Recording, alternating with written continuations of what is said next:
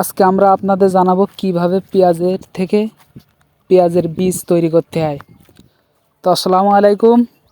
এই যে আপনারা দেখতে পাচ্ছেন যে এই যে একজন চাষি, তিনি হয়তো আপনারা প্রথমে দেখে মনে করতে পারেন যে তিনি হয়তো তার ফসলটি নষ্ট করছেন, কিন্তু আসলে না। আসলে যদি পেঁয়াজের বীজ রাখতে হয়, তো পেঁয়াজের বীজ রাখাতে গেলে যে পেঁয়াজ থেকে বীজ রাখতে হয়, সেই পেঁয়াজ জমিতে থাকাকালীন অবস্থায় সেই পেঁয়াজের গাছগুলো যে কোনোভাবে দবায়ে কিংবা পা দিয়ে তার গাছগুলো ভেঙে কিছুদিন সেই জমিতে রাখার পরে সেই পেঁয়াজগুলো তুলতে হয়।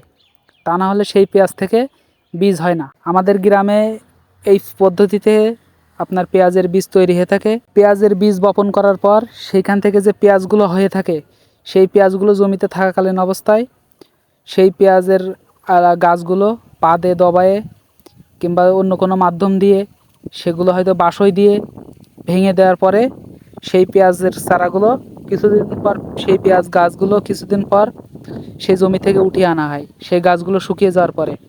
এরপরই এইখান থেকে ভালো মানের পেঁয়াজের বীজ পাওয়া যায়। ভিডিওটি যদি ভালো লাগে অবশ্যই একটি লাইক দিবেন এবং চ্যানেলটি সাবস্ক্রাইব করে দিবেন, এবং আপনার এলাকায় কিভাবে পেঁয়াজের বীজ তৈরি করা হয় অবশ্যই কমেন্টে জানাবেন। আসসালামু আলাইকুম, ধন্যবাদ সবাইকে।